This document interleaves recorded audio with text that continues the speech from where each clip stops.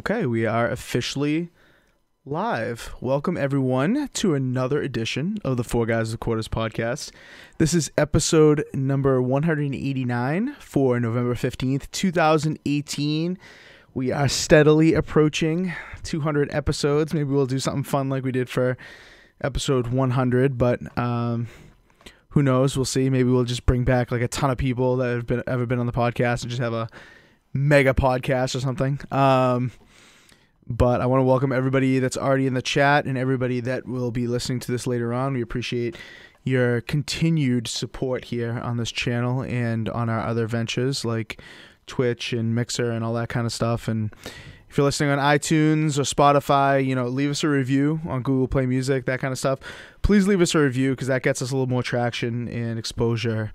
And we could use all of that we could get. So let me introduce everyone that's here. Of course, I'm Inferno217. We have making his 189th straight appearance. Now, a couple of those were very questionable appearances, but they were appearances nonetheless. And he is here, as far as I know, with us right this moment. So we got ZPCI Assassin. What's going on, man? No? Uh-oh. I hope we don't lose him. What? Speak, dude. You gotta speak. You gotta speak up. I said hi. I'm okay. literally like, I am literally touching my mic. That's how close I am. Wow. I don't know what happened. Cut A him little off closer to our chat. maybe he's got to put his mouth like literally around the microphone. We also have Italian Clownz with us this week. What's going on, man? Hey, what's up, everybody? Nothing much, dude. There's a lot of our fourth chair, by the way, is empty this week. I know that's an unusual occurrence for us for the past couple months, but next week that will be alleviated. I reached out to a couple people and they just weren't available, and I wanted to get somebody on that had played Battlefield, and so that's kind of on me, so sorry about that. But you got the three of us, the OGs, so it should be a good show. We got quite a few topics, including some breaking news that we will start off with, actually, that was not in our list of topics, but it is now. Let me just send a quick tweet out that we are live. If you guys are on Twitter, you guys want to share that as we talk here, that would be fantastic. Before we get into the topics, I just want to give a shout out to the Inner Circle Network. We are one of their affiliates. They did a feature of us on their website to kind of re-kick off the program. There's going to be weekly features on all of the affiliate podcasts on there, so look out for that. Go read our little section that we got this week on there, and you can look down in the description below for a link to their site. Okay, so let's just get right into the breaking news. What do you guys think? Two breaking topics this week. Actually, they just came out today as I was at work. You guys I think Clownz cued me into one of them, and then the other one, it's all over Twitter. I know people are talking about it. I want to get everyone's opinion on this. Let's talk with the big stunner, in my opinion, which is Reggie Fils Aime seems to have confirmed that the N64 Classic is not coming this holiday. Now, I thought this was a perfect opportunity. We've talked about this before on the podcast. That I thought this was a perfect opportunity for them to strike at Sony and totally nullify the shit show that is the PlayStation Classic right now. And Reggie Fils Aime was talking to Kotaku about, a bunch of stuff. I think he was talking to a few other members of the press as well, but I think Kotaku actually had the first article on this. So kudos to them on that. But apparently, he says, essentially, I'm going to paraphrase because it's pretty long. He essentially says, the two first classic consoles were limited edition things, and we don't want to keep doing that, and we're going hard with the Nintendo Switch and the 3DS, and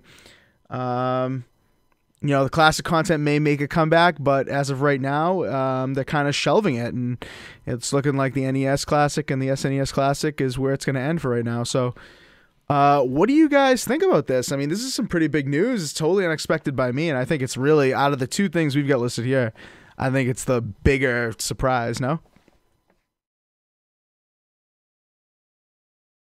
Yeah, I'm very disappointed. I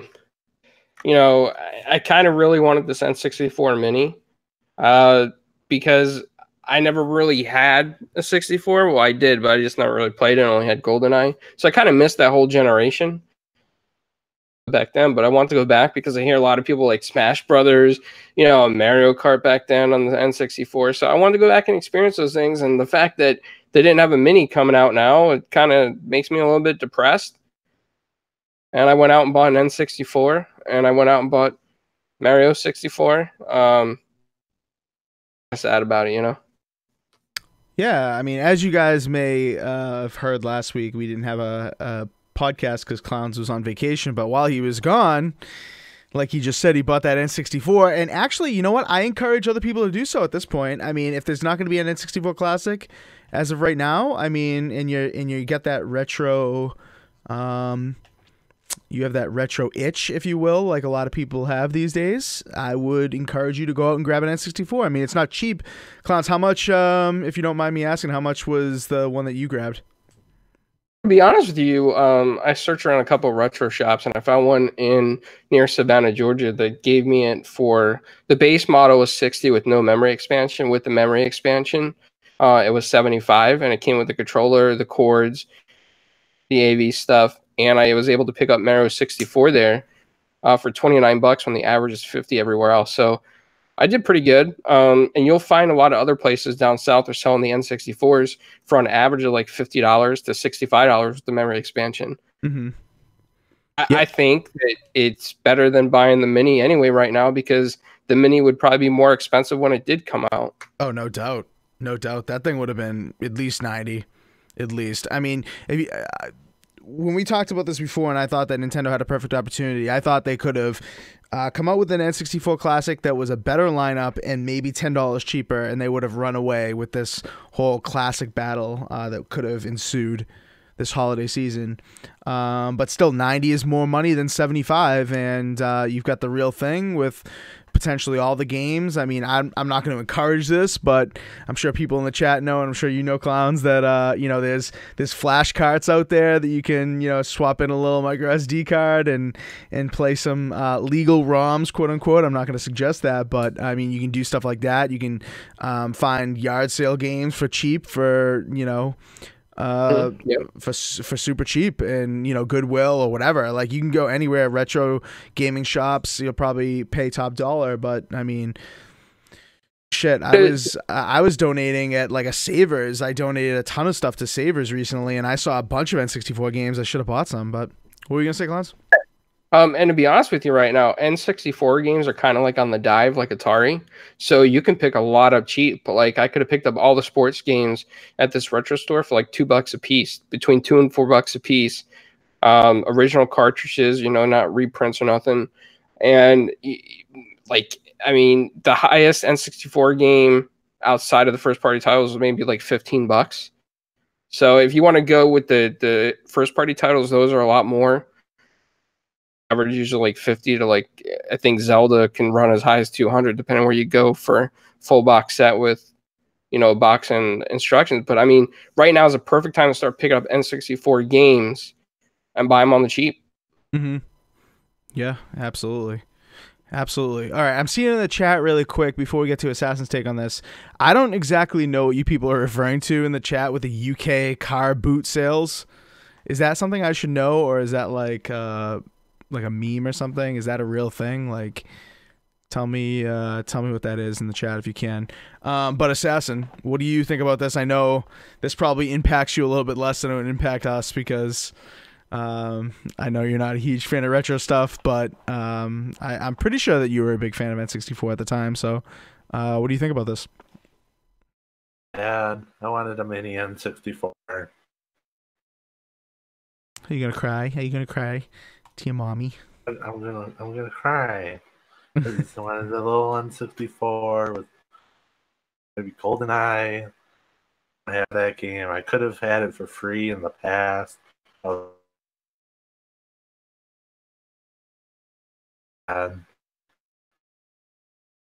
So sad.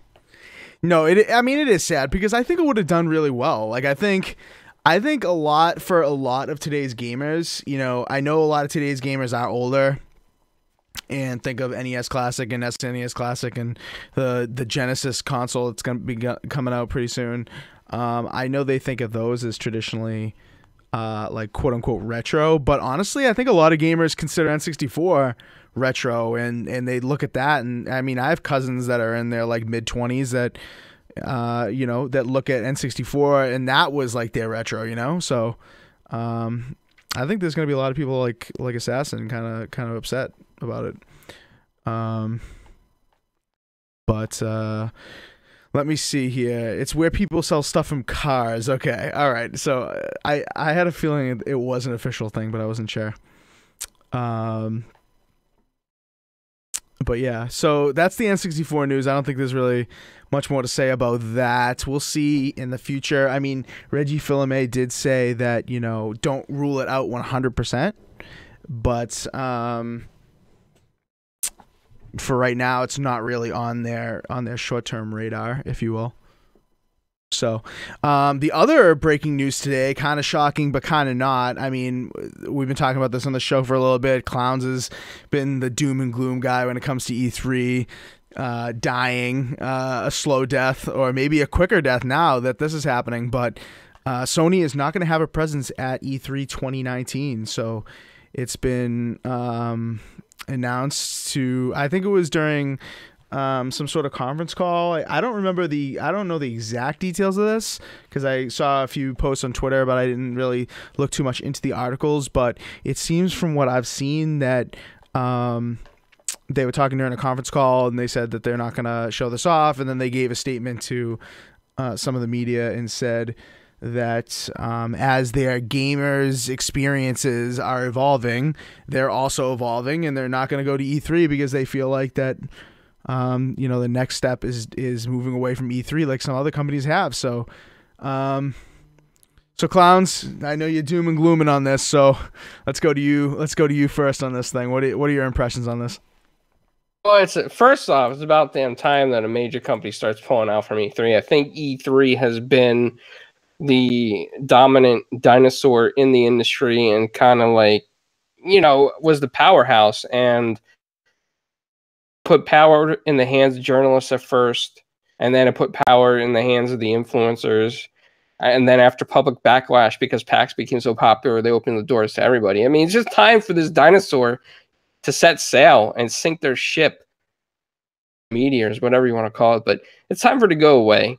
It's antiquated. It's so old. And, you know, on the flip side of this, it's like, why did Sony pull out of E3 now? Was it because they didn't have a lot to show? Maybe they're big hush-hush on PS5. All of a sudden, they're not going to show at E3 and do their own show to get more views on their own self. I don't know, but, you know, it's go away. Never come back again. Let PAX take over. PAX was always open to the people. It was friendly with developers from the beginning, friendly with indie developers from the start. PAX is the way to go. It is the future. It's the mindset of Silicon Valley. It's the mindset of every millennial out there.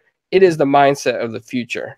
And E3 just doesn't have you know, mindset. I was going to say something else, but I can't say that on air. But yeah, so, you know.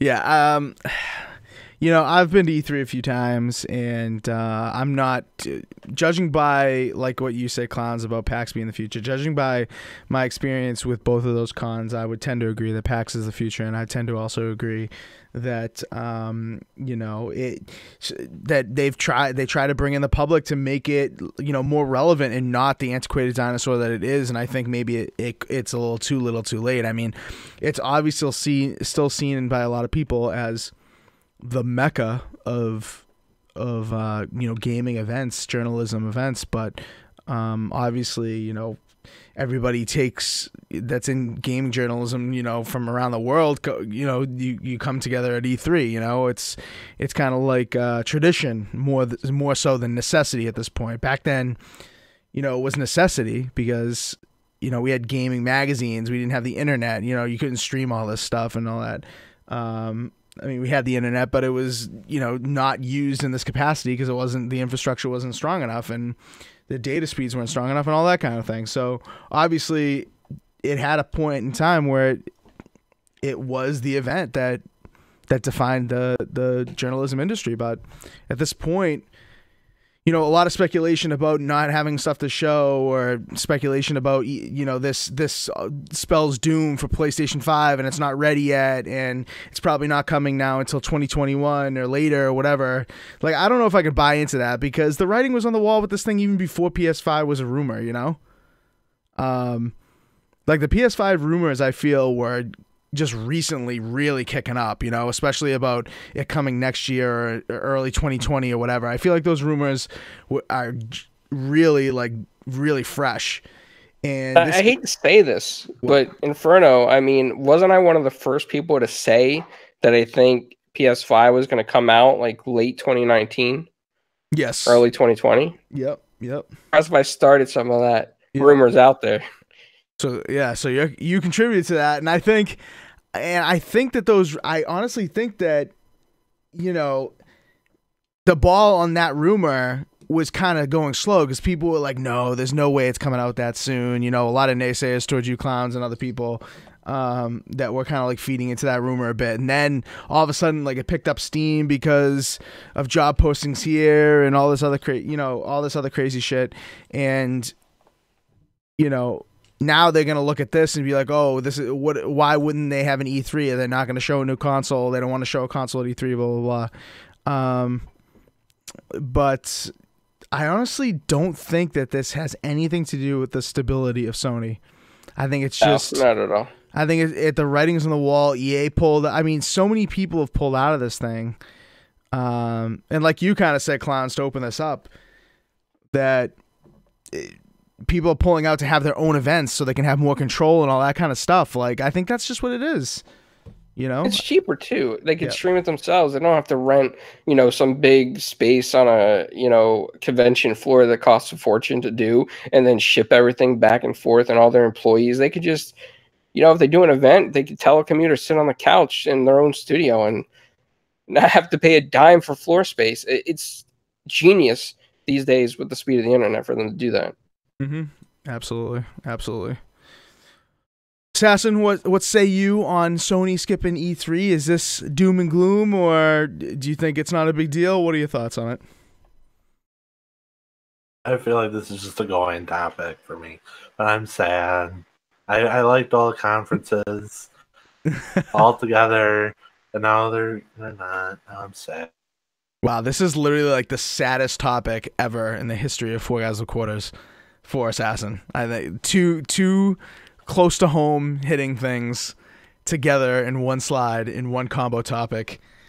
So good thing you were streaming most of the day, so you could avoid a lot of nonsense about this. But yeah, are you not going to be you don't think you'll be as interested, say, if they have like a longer conference that's more to their style, but just not at E3? You think it's, because it's not there, but at their own place, if they do that, you don't think it'll be as exciting?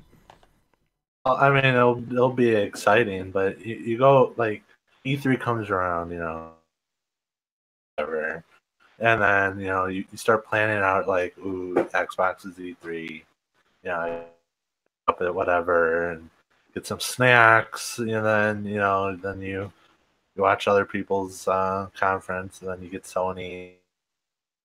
Something weird, and just kind of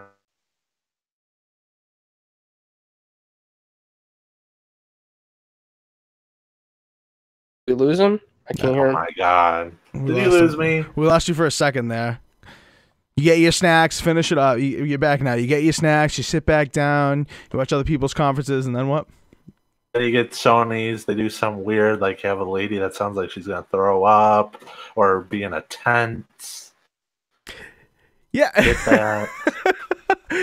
Honestly, that's a good point, because as funny as that is, I think that's a good point, because maybe Sony's feeling the pressure from, like, the powers that be at E3, that because their conference is so out there and that's the way they want to do it, maybe they're getting shat on, or like sponsorships are changing or what have you. Like maybe because, a lot of people obviously were like, what the fuck is this last year? A lot of people were really, really, they were blown away by some of the gameplay. Like, they showed off, like 4 major games and then some, very small gameplays here and there. But 4 games really stole the show. And maybe, they're feeling a little bit of pressure from the powers that be at E3. Maybe they don't like being directly compared in, like, polls and conference coverage and that kind of stuff. And they want to just do their own thing. And they feel like they know what's best, what resonates with their gamers. But honestly, I don't think like their orchestras and stuff like that really resonate well. I think it's just fodder for the internet to make fun of them. But I mean, maybe they're feeling some pressure because of it. Who knows? What else on this? I mean, we all think that they're definitely going to do their own thing. They're not going to just skip E3 and not have any presence there whatsoever, like in Los Angeles. They'll probably, during the same time, even if they're not in Los Angeles, they'll have some sort of live stream. They'll have an event like, some convention center or whatever.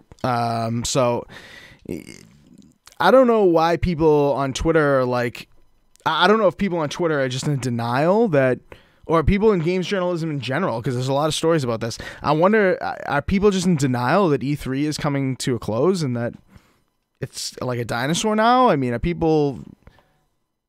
Are people in denial about that? I'm sorry. Go ahead, Assassin.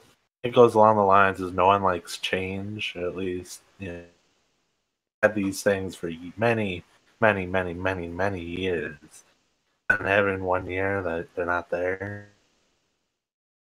Yeah. Someone else won't be there, and then like 5 years it won't be there entirely. People get sad. Yeah. No, it's true. It's true. Go ahead, Clownz. Quote out there for everybody on this, right? So over time, humans evolve to survive, right? So humans evolve, survive. Neanderthals don't evolve and they die. Change with the times. You got to slowly evolve, and otherwise, the whole industry could drop dead. Mm-hmm. Yeah, I mean, Sony's just adapting. EA's just adapting. Like EA, say what you want about EA's press conference being trash last year and recent years, but their EA Play events are like legit. The demand for getting into those things and the experiences from people who go to those things. I went to it like the first or second year they had it, and then I literally just could not get in. Again, like it was just so packed. People that waited said it was worth it. Got to play, the Battlefield. Got to play all their new games. They had awesome cosplayers there. They had some celebrities there. Throwing like insane parties like that in open, sprawling areas. Like, they did it outside. 1 year. 1 year they did it at the Microsoft Live next door. Like, people want to dictate their own terms. I don't think they just want to. I just don't think they want to, be in a conference hall anymore, and limited to space and paying the convention center ridiculous money and, on other people's terms. They want to just do it their own way, But I agree with Assassin. I think people are going to be sad. And obviously in the chat, Megatron, great guy, by the way, met him at E3. He's saying, I'm in denial, Mike. And there's a lot of people who went that are definitely in denial. There's a lot of people who that are just very sad about it. And got to say something, though. In your defense and like Tin Dog's defense, South's defense, and Megatron's defense, I mean, you guys all met each other at E3, right? So that's like, because everybody came together, like the fans, they met each other. They, everybody got to meet the execs for the first time, hang out with them. They made lasting friendships. It means something. I can completely understand Megatron's feeling, but I hope, going forward in the future, that PAX becomes that kind of place because it's already friendly for any developer. So if big companies like Microsoft started throwing a stage up at the PAX events, I mean, the same type of stuff can happen at PAX, and PAX can be as memorable. And I just think that so bad about E3, but at the same time, I want them to be excited for PAX. You know what I mean? Like excited for the future of these types of events. Yeah. No, I mean, that's a good point because now, E3, there's a lot of effort and a lot of money and travel and, coordination put on for a show like E3 when, it's like a big show now. It is just a big show. Whereas at PAX, you go to PAX and you feel like you're actually there and playing new stuff and seeing like new out there future of the industry stuff. Whereas E3, like it's like a sideshow. Like I agree with you on the thing about meeting people, a place to hang out, connect with executives. Like that's huge at E3. But why, like you said, why can't they make that the same at PAX? Why can't they evolve that and evolve PAX and focus some more money into that? Like Sony's presence at PAX is not very good. Like it's all right. They have games there. They have new games. You can play them. But I mean, they just hire random people to work the booth. Like they don't have any affiliation with Sony. They don't have like Sony executives there to talk to or like community managers or anything like that. Microsoft has always done a great job with that. Nintendo has never done a good job with that. Why can't all these companies combine both of their efforts into consumer focused shows? Like even E3 is not viewed still as a consumer focused show, even though they've let consumers in. You know what I mean? Whereas PAX, Gamescom, those things are EGX, like those things are seen as consumer focused shows. And I think that's the future. And that's what these companies really should be focusing on. And hopefully this means that Sony will use some of their resources and make PAX and EGX and stuff like that, way more of a presence there, All right, let's move on because we got a few other topics to talk about. Another kind of breaking news thing that happened today. I've got the video here, courtesy of Astro's YouTube channel. It is the new Astro controller, and I don't know the name of it. I have it here. Hold on one sec. It is called the C40 TR. TR is tournament ready. So you got the A4 TRs. I have those headphones for my gaming. I like those. The Astro A40s, the tournament ready ones, and now this is the tournament ready controller. Interestingly enough, only for PlayStation and PC. It looks like it's essentially a direct competitor to the Elite controller and Scuf controllers. $199, not coming until March of next year at the earliest. These things could always get delayed. I mean, we've seen peripherals get delayed more so this generation than ever. I'm looking at you, Lucid Sound. Thanks for delaying your headsets forever. But $199 for an Elite competitor, so it's $50 more. It's really, I mean, $200 is a lot for a controller. I mean, it is a reputable brand, but as far as I know, they've never done controllers before. So, are you guys like excited for this? Worried about this? Is it too much money? Are you like excited for the features? Because it has some things that you can't do with the Elite, actually. I don't know if you guys looked into this at all, but you can actually swap the left joystick and D-pad if you want. So for some games, you can play it like Sony style. And for some games, you can switch it to like Xbox style with the joystick up the top and the D-pad down the bottom. You can actually switch those whenever you want. So what did you guys think of this when you guys first looked at it? I thought it looked nice. I thought it would have been cheaper, but I would buy one because I am looking for, a bigger PlayStation controller. Little thing that they give us. Yeah. But yeah. $200. Oh. $200 is a lot. $200 is a lot of money. I mean, yeah, it's tournament grade. It's high quality. Like Astro makes high quality stuff. Obviously, I'm not gonna knock Astro. My brother's had a little bit of bad luck with their A50s. I know a couple other people have had a little bit of bad luck with A50s. Their customer support's usually been pretty good on that. But my A40s have been incredible. Assassin has the A10s. My brother has the A10s. I mean, pretty much everybody I know who has Astro products loves it. But the thing I'm worried about for a $200 price tag is, the things I'm reading, I don't see like they've collaborated with anybody. You know, it's just them making it. And as far as I know, they haven't made controllers before. So, you know, just because it looks cool, does that mean, you know, it's done right? Or because Astro has a good reputation as a headset brand, like, does that make it?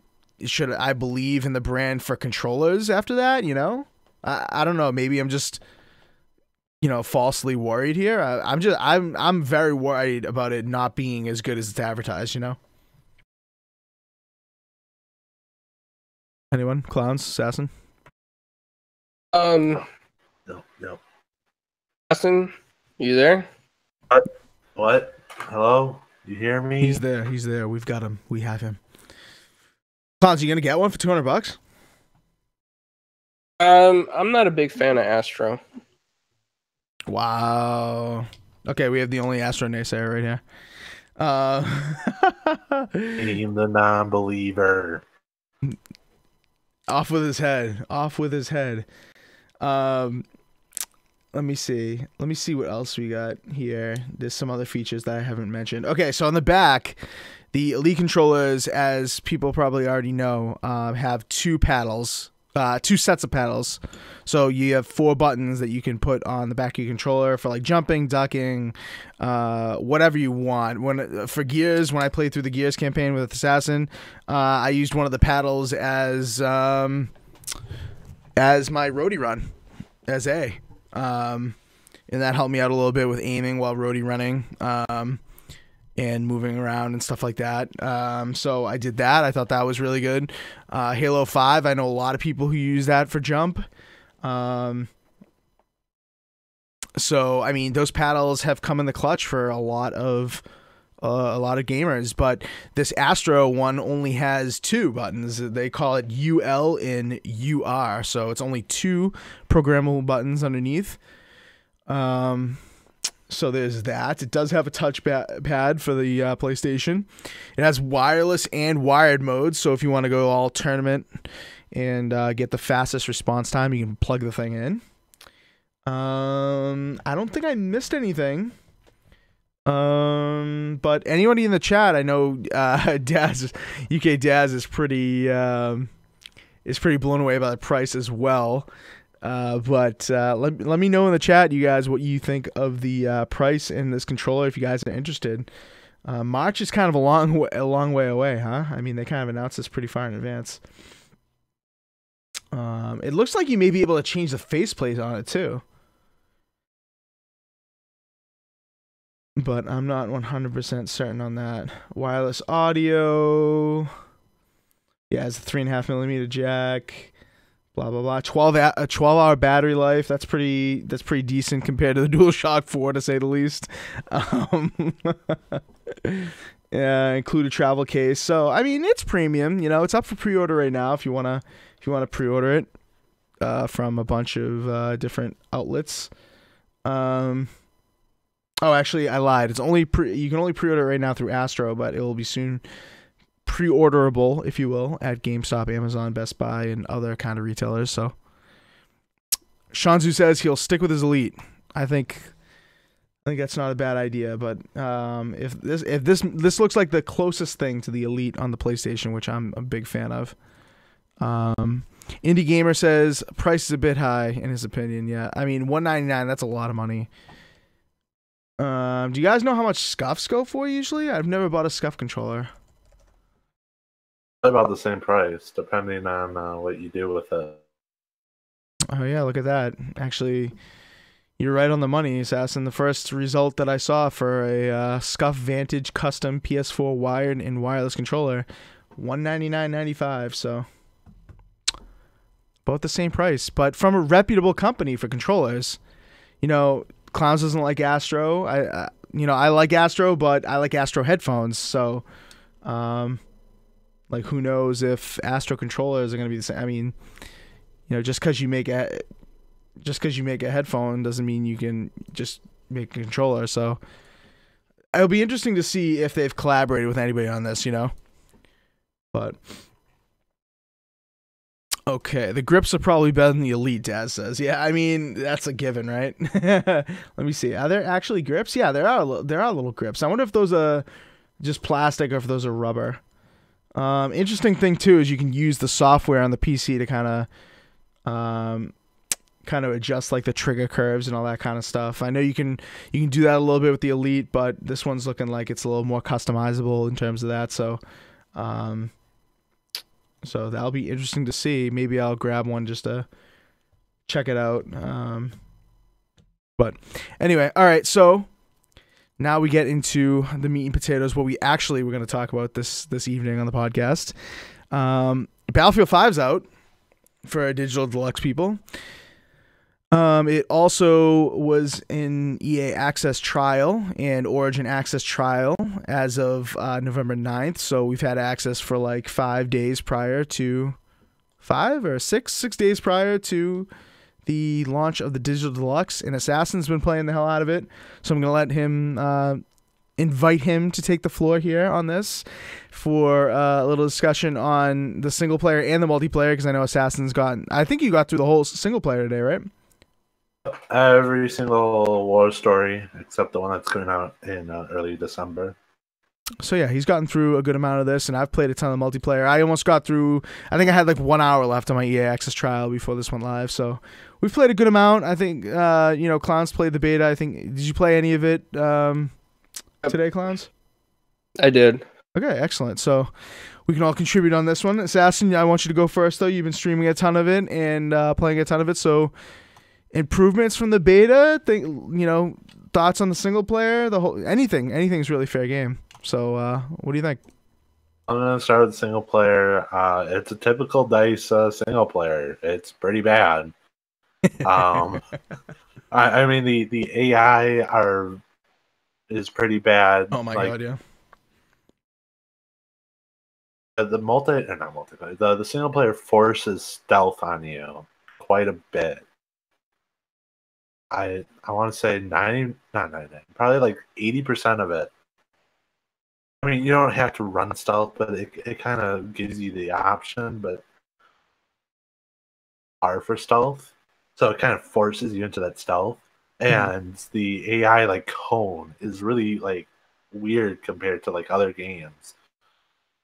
Like they're not looking at you, and other times like you're looking at them and they should see you, but they don't see you. It's just really weird. The story itself, which they didn't go with 3 different like stories or what it's gonna be for. They don't really put much time into the story. Like they give you a little bit, ends, and it's just like whatever. Like I wish they would have just removed war stories entirely and just put all the effort into them. That's a game. Halo and Call of Duty steps. Definitely does not need single player. Yeah, so I was thinking that today when you were playing it and I was watching you stream. And for people who don't know, by the way, Assassin's now an affiliated Twitch affiliate, so go over there and support him with the bits and the monies if you so desire, or just give him a follow. That'd be great on his own Twitch channel. But I was watching you stream it. I asked you how far along you were earlier this morning, and you were like, I'm essentially done with it. And I'm like, you shitting me? Like, how can this be so short? And Indie Gamer is saying it in the YouTube chat as well. Way too short of a single player. And then it got me thinking, maybe Call of Duty's onto something. Maybe, getting rid of the single player and focusing more on the multiplayer. We'll get into the multiplayer in this game in just a little bit, but in terms of the single player being so short, like, why even bother? Why even bother? Are you bothering just because you think you're going to get flamed, essentially, by the community, like Call of Duty did, for not having a single player for about, 10 days or so? I mean, look at their other EA games. Titanfall, Star Wars Battlefront 1. Jake's no single player. And then they come out with one.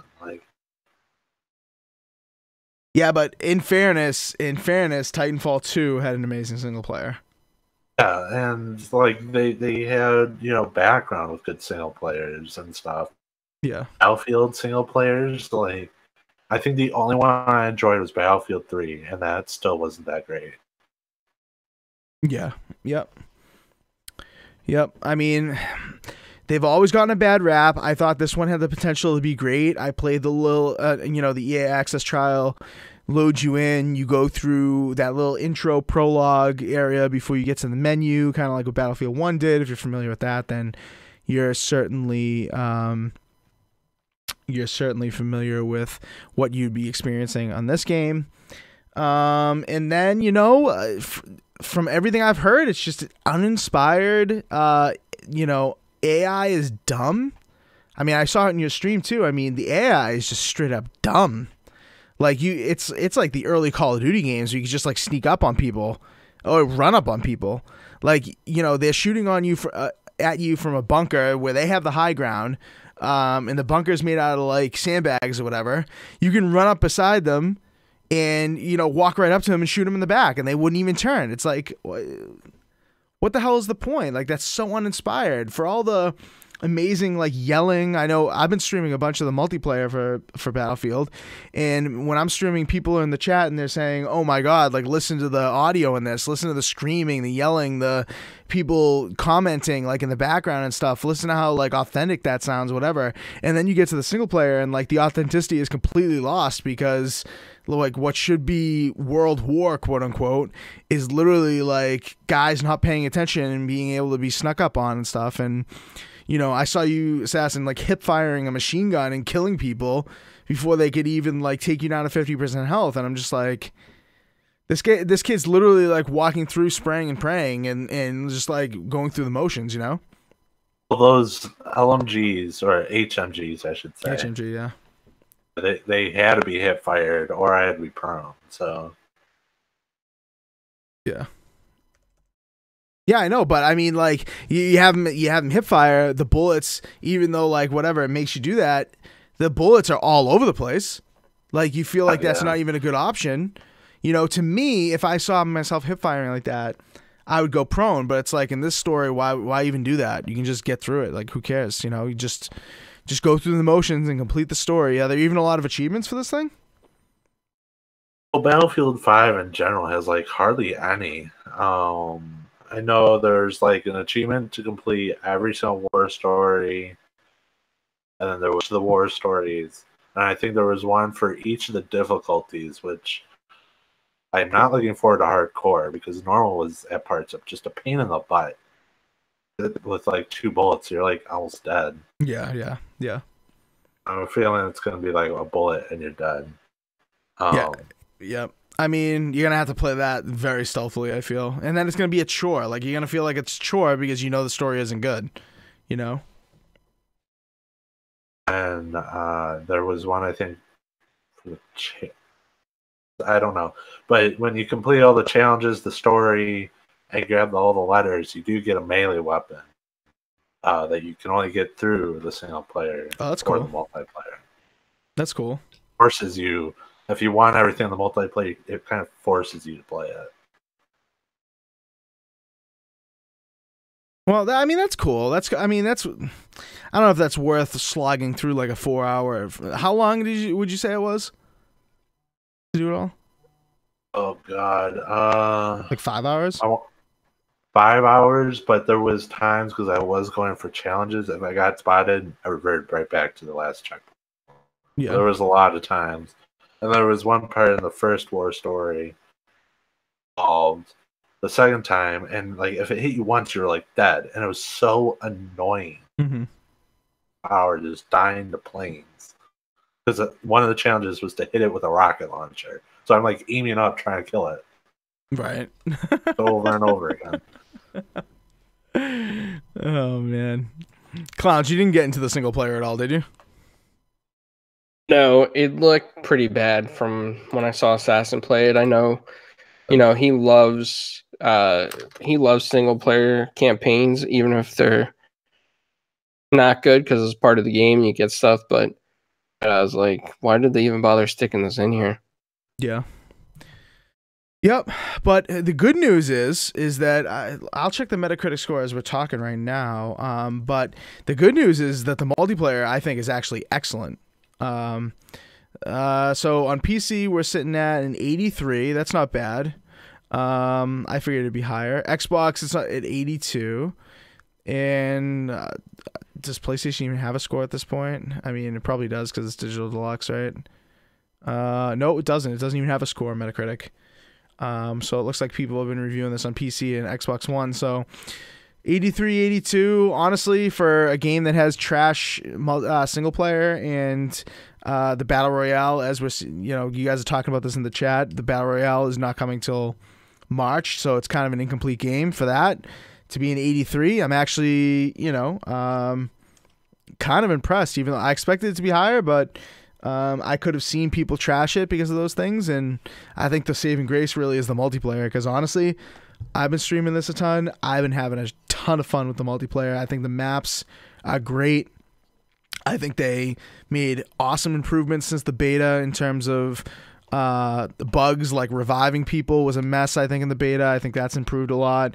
I think some of the gunfire, the gun mechanics, I think, are much improved. I think playing as support, I actually feel like I can shoot people down without, spraying a lot. I feel like my accuracy is much improved. I don't know if that was actually tweaked. I don't know if that was actually a thing, but I feel like it was, and I feel like I'm more helpful as support, even though resupplying is a mess right now. You don't get a lot of points for it, which sucks, so you don't get really motivation to do it, but I feel like I'm more accurate. In the beta, I felt like I needed to play as Assault. I felt like that was the dominant class, so I felt like I had to play that. But now in the full game, I'm actually loving playing support with the support guns. The KE7 that you start out with, I think, is pretty good. I like how they changed the upgrade trees a little bit for the guns. So if you were annoyed with how that worked in the beta, you probably like how they changed it a bit. What else, Assassin, would you say it was changed for the better that makes the multiplayer good? The visibility of some areas is nice. You don't see people hiding in shadows too much. There's that instance, that snowy beta map, and people were just hiding, thinking they're dead bodies, and they weren't. Overall, it's nice actually being able. Yeah, I mean, that's a good point too. A lot of instances in the beta, people are getting frustrated about the characters blending in. I feel like the HDR is actually helping a lot with that in this one, in the full game. I feel like the stability is actually excellent. I feel like they already had a day one update for this thing. They had the EA Access / Origin Access trial, and then they had an update that they pushed to improve some stability, especially with squatting up and finding matches and stuff. And I feel like that worked pretty well. So, I feel like DICE is trying here, but I feel like they're working a little bit of an uphill battle, which really sucks, because I'm a huge fan of Battlefield. I think we all are here. So, but Clownz, what did you have to think about about how the multiplayer is right now? Yeah, I think the multiplayer has its issues. I want to say that I feel like the servers aren't as strong as they should be for launch. Yes. Assassin hasn't experienced as many issues as I have, but today I lot. Tell you what, sorry, I cut out. And I froze a lot. Like the frames froze. Yeah. A lot. Interesting. Tell them what was going on by your house. Yeah, but I mean, I did have a rainstorm, and in Florida they could be pretty bad. But like, I was okay, all right. Walls, like the enemies were in front of me, and they were just standing still. And all of a sudden, next thing you know, I walked through the wall and I shot like the whole team. Like, it was insane. And then there was times where I froze so bad, like their team was on the other side of the map, and then they appeared in front of me and killed me. So nice. Oh man, but I do feel like the server had something to do with it. Yeah, I mean, I'm not gonna lie, I have seen a little bit of that as well. When I was just talking about stability being improved, I meant like matchmaking, because as I recall, when Battlefield games come out, matchmaking is usually very, very bad. I feel like in this one, I mean, it's not like 100%, but it's a refreshingly good experience matchmaking. But what Clownz is talking about with the freezing, I have experienced that. a couple times. Most notably, like when I throw an ammo bag, actually. Like sometimes I'll throw an ammo bag, it'll freeze in midair, and then everyone will freeze. That's happened to me like probably a handful of times, I would say. But I don't know. I haven't seen anybody like knocking the netcode or anything like that, like they did for Blackout or Black Ops 4. There'll probably be videos out there soon talking about the network analysis, but I haven't seen anything. Assassin, I know you found that one and showed me when Call of Duty came out. Has there been one for Battlefield as well? I don't know. The only reason I found the Call of Duty one was because that video YouTubers like Twitter and stuff. Oh, I see. Okay. Well, I mean, obviously the game just came out, so for Digital Deluxe people, it's not even out for Standard Edition buyers until when? Like the 20th or something? So like 5 more days. So, you know, I feel like the servers for right now are pretty packed, you know, considering that not a lot of people even own the game. I'm sure most people bought the standard game. So, you know, for now, I think I'm enjoying it a ton. I mean, it's creeping up into the top of my Battlefield list. I know I was talking to Assassin about this. I saw a list of somebody who kind of, I don't know if it was like not Game Zone. Who was it? Some like mid-level publication did a list of the Battlefields ranked from 15 to 1. In Battlefield 5, they had like 6 or 7. And number 1, they had Bad Company 2. Number 2, I think they had Battlefield 3. Number 3, they had 1942. And number 4, they had Battlefield 1. I can't remember the list after that, but other than number 6 was Battlefield 5. So, you know, top half of Battlefields, I think that's pretty good. I actually would put it higher than that, but as of right now, I think the map design is excellent. The explosions are great. I think the destruction is second only to Bad Company, if not maybe tied with Bad Company 2. Anything else, Assassin, on the multiplayer? I don't appreciate that they kind of ruined the medics a little bit. With my god, yeah. The health patch, I should say. Because now everyone spawns with a health pack, and all the medics, like, they don't get, like, because either, like, in Battlefield 5, at least when you're a medic, you hardly see anyone who needs health. Like, unless you're in, you know, your squad and someone says it, you hardly see anyone. Crates or the packs are just kind of worthless, because most people are either alive or dead. There hardly is any in between. Right. To get any points, and it's really kind of with support. People shoot a round, or they don't even start with all their ammo, so you can just start chucking those things and earn a bunch of points. Yeah. Me, I have to risk my life to heal someone, which I don't mind doing. I will go negative all day just to heal the team, so we can win. And you can only do. Yeah, but nobody. Yeah, exactly. But you're like the only one who plays like that, and that's one of the things actually that I did want to touch upon really quick was how nobody plays meta properly in this game. Like I played a match earlier today, and we were playing Grand Operations. We were playing the desert maps, whatever the operation for that. The best medic team ever. Well, such great medics. Yeah, they were using the smoke. They were reviving people. They were running out to risk their lives to heal people instead of shoot people. I was so amazed. Dude, you should have friended them or something. Oh, sorry, guys. Oh, the dog's going crazy. My one life that I had, I probably was alive for half the match because people were just reviving, and we steamrolled the enemy team. Okay, we played Breakthrough, whatever. Yeah. Like the old version of Battlefield 1 Operation. Yep. And the match took like 5 minutes. Wow. Sure. Dude, you should have added them. We could use good medics. Like half the server on my team was medics. It was so great. There was hardly any snipers.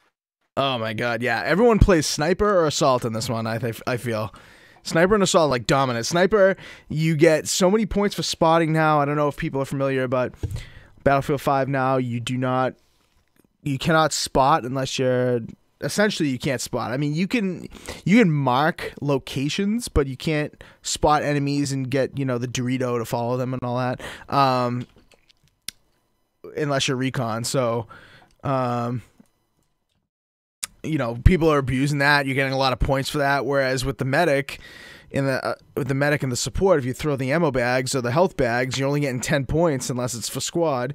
And then, like Assassin said, for the health packs, everyone starts with one now, so you can't even spam that or give people that to boost your squad score or anything. So I don't know if they thought maybe squad scores were too high in the beta, and that's the adjustment they made, because you could easily get 700 to 1,000 squad score, throwing ammo packs and health packs. So back in the beta, but now it's like, the health bags, like the ammo bags that you put down. I've had a terrible experience with those. People have to go up to and actively use them, unlike in the prior games we could just walk over them. So a few changes to the series that I don't really care for, but I will adjust to, for the good gunplay and for the awesome maps and for the good lighting and all that. So, it's just a change in the series, and we're just gonna have to get used to it. But for me, even now, if you're gonna put Battlefield 1 or Battlefield 5 in front of me and tell me I can only play one, it's gonna be Battlefield 1 still at this point in time. But we'll see. We'll see as we keep going here. But another game came out this week that you guys have been playing. I haven't been playing it because I don't own it yet. I was hoping to get it for Black Friday on the cheap a little bit, but it doesn't look like that's going to happen. We shall see if there are other deals to be had for this game. If I can find it for like $40, I'll probably pick it up just for the co-op play. But Fallout 76 now out. The beta was atrocious, as we've talked about on this podcast. But the actual game, I've been hearing, at least from quite a few people, that it's actually pretty good. The what do you want to call him? I don't even know what to call Anchorman. The Fallout aficionado, the Fallout fanboy. I guess that sounds good because they both begin with F. Fallout and fanboy. Fallout fanboy, Anchorman. One of the hosts on the Multiverse podcast. Good podcast, by the way. He on Twitter put out there that it pained him to say it, but Fallout, you shouldn't buy it yet. The Fallout 76 is not good. But I know Saltiest Gaming, who has a podcast coming up later tonight at 9:00 Eastern, that I've been on, and it's actually a very good podcast, great dynamic over there. He was in the chat earlier. I don't know if he's still here, but he has made a few videos about Fallout 76 being not that great. But a lot of people that I've talked to, including you guys, I think, have said, well, I don't know about Clownz. Clownz is kind of, on the fence, I think, but we'll get his thoughts in a minute. But Assassin, I know you have been loving Fallout 76 for the most part, no?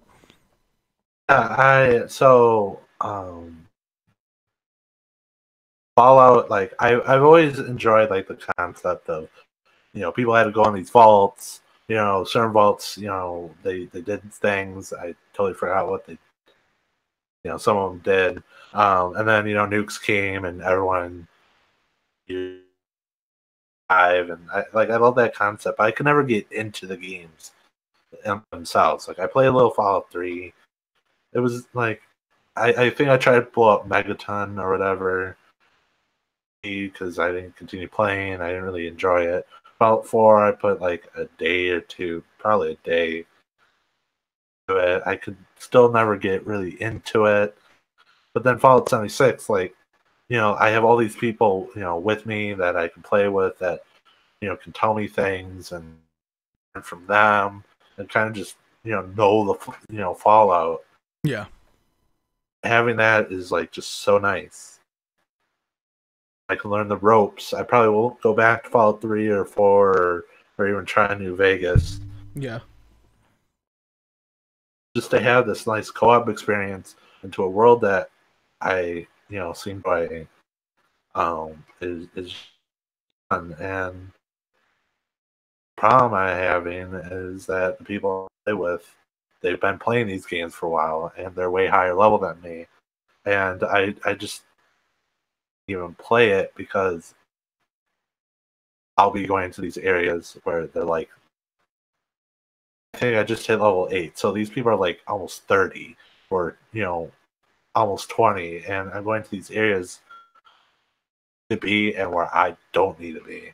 And that's kind of just ruining it because I'm still enjoying it, but it's... Yeah. Yeah, I mean, that happens with a lot of online games. Like, that's what kind of turned me off on both Destiny games, as a matter of fact, is that all my friends were essentially power leveling, and, I didn't have time for it. I pre-ordered Destiny 2, and then I had to go away for work for an unexpected amount of time, actually. It was like 10 days, but I had to go away, and I couldn't play it. And then when I got back after 10 days, it's like I was so far behind that I felt lost. But that's kind of what happens. It's kind of happens with all, well, not all, but a lot of online games. Like Borderlands 2, that happened too. It's like with Borderlands 2, your friends are at level 30, you hop in. It's like, if you want to run through your missions and experience a story in co-op, they're gonna, if they roll with you as level 30, they could like breathe on the enemies and they'll just explode into 1,000 bits. So kind of like the same thing with this, right? Or yeah, well, when you get Fallout 76, I'll create a new character. Not like Destiny, where you kind of everything is linear in a way, and it gets boring. At least with Fallout 76, you can. I mean, you'll get the same missions, quests and whatnot. Yeah. But the experiences are going to be different. It's Yep. Yeah. I mean, I'm gonna grab. I am gonna grab the game because, like, all the problems that I had with the beta, or all the big problems I had with the beta, like people talked about how there weren't a lot of NPCs and stuff. For me, that's not a huge deal if I'm playing in co-op. Like, I'm actually not too upset about that. I mean, for people who are diehards of the series, I'm sure it is a big deal, but or people that don't always play in co-op, like, this is a game I would always play in co-op no matter what. Like, I wouldn't just hop on and play by myself like I would with like Destiny or something like that. If I did that, with Destiny, at least you can do like challenges and dailies and all that kind of stuff, and weeklies or whatever. Like in this game, I just have to play in co-op, and so the NPC thing's not really going to bother me. As long as there's stuff to do, then I'm fine. But really, like, the graphical issues and the frame rate and stuff like that is what really turned me off with the people talking about the beta. And now I guess those are kind of fixed. So, right? I mean, Assassin, you said it runs a lot better, right? Oh my god, when I played the beta, it was like one of the last 2 or 3 betas. The game felt like I was playing it at like 10 frames per second. Mm-hmm. 30, and if there was an explosion or there was that, Fallout fans are gonna hate me, but they're like that weird flying like helicopter thing for the Brotherhood of Steel or whatever. Mm-hmm. Like that just, the frame rate just chugged. Right. It was playing. It felt like a lot, but it felt like we were playing the racing and Watch Dogs again. Oh my god, what a mess that was. That was awful. It felt like that, and now I still get a hiccup here and there, but it's not like I'm playing 10 frames per second game. Right. Well, hopefully my dog doesn't bark and you guys don't hear any background noise. If you do, let me know. But I do want to say that with Fallout 76, I think I love Fallout, to be honest with you. I love Fallout 4, Fallout 3, New Vegas. I think they're all great games. But with Fallout 76, I think it does have some issues. The quests are kind of lacking. Mm-hmm.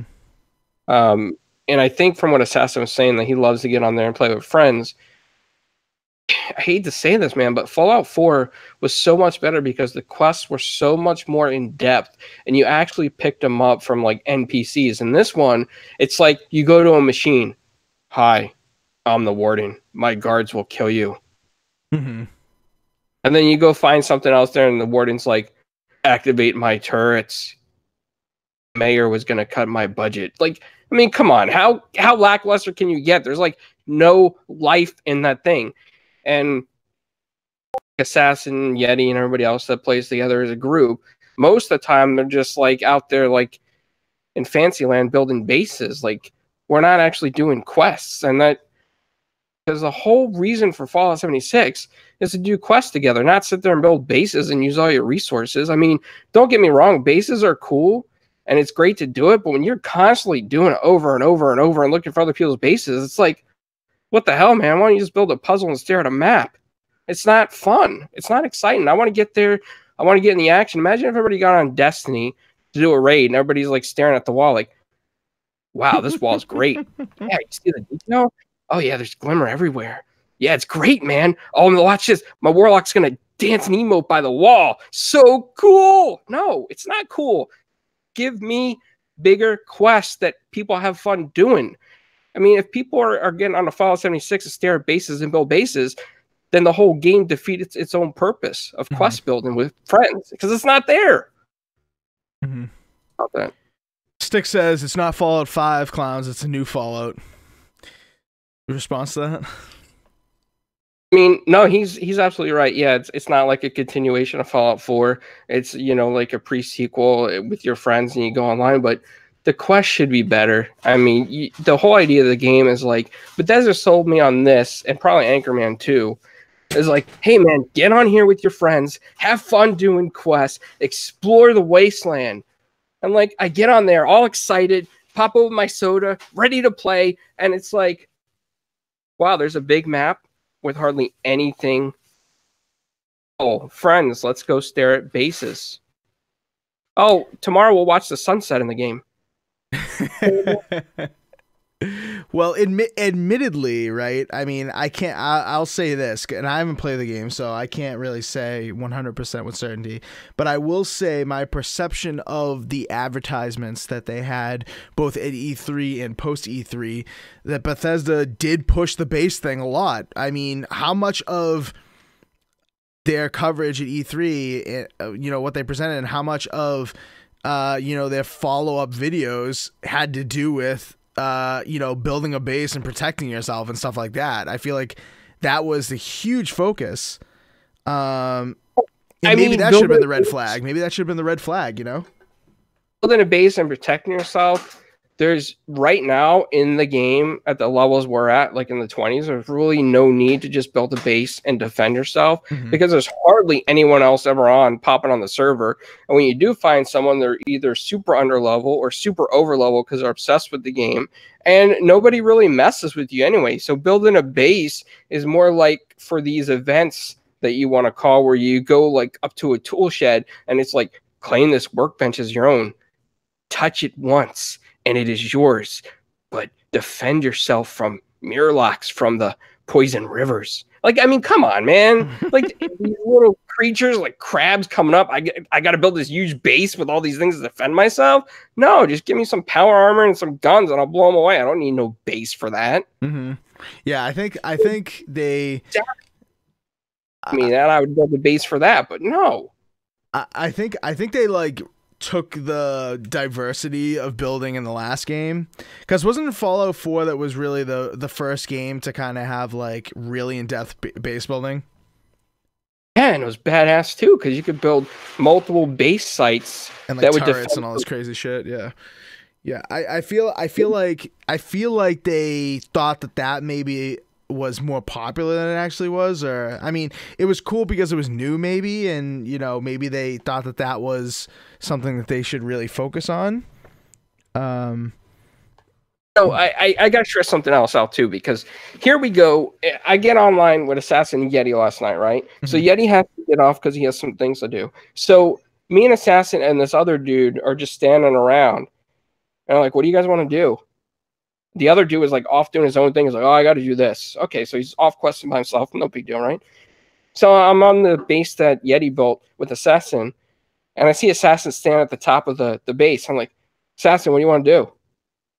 Do you want to do a quest?" "Sure." "What do you want to do?" Like, to be honest with you, like when I get on a game, I love to play with you guys because you guys are my friends and it's fun. But imagine if we all got on Battlefield 5 and we sat at the menu screen and you're like, Assassin, what do you want to do? I don't know. Server? So Assassin, was that because like the quests aren't any good, or was that because you were tired? Like, why didn't you want to do anything in that situation? So I know. So I remember what was up. I was watching. I was on Twitter. There was a video that popped up. I was watching it, and I started getting tired. I always get tired around this time. And then I went to get. I think Clown said he'd be right back or something, and then I went to get. So wait, but in terms of the quest in general, though, like everything Clownz has been saying about the quest not being any good, and like this really, like even playing in co-op as fun as it is to play with your friends, like they're really like the stuff to do really isn't compelling. Like even if you were tired and that's why you didn't like want a quest or whatever. Do you agree with that the quests are just like not compelling, or do you think that they are in a way? Oh, I haven't played much Fallout 4 compared to Clownz. He's probably beaten the game like a billion times by now, like every ending, whatever. Every ending, yes, that's correct. And so like I'm just kind of like they're just. I feel like it's just typical quests you see in like any other game. So, like, I'm not comparing like a Fallout 4 quest, 26 quest. I'm just into like other games, like where it just makes back or get some audio tapes and go somewhere else or whatever. But I wanted to touch on the base building. Like, I enjoy that part. Like, look at Minecraft, for instance. I go way out than I should normally ever do in buildings in Minecraft, right? Yeah. But this is something new for me to do crazy stuff with. Yeah. And do it with friends and just have fun. Yeah, I mean, in that aspect, it is cool. I mean, I gotta say something, man. Like Assassin, in all honesty, though, be honest here. Be real with us.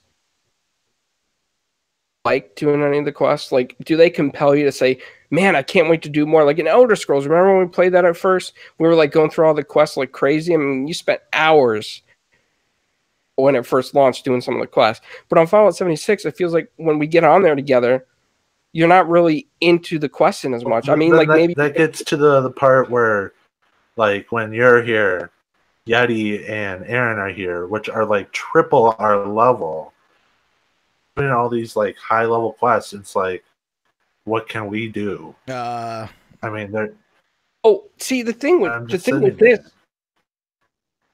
No, with this though, it's kind of like Elder Scrolls. If somebody's higher level, it kind of evens out. You can hang out with them, and like you don't have to get in the face of the action.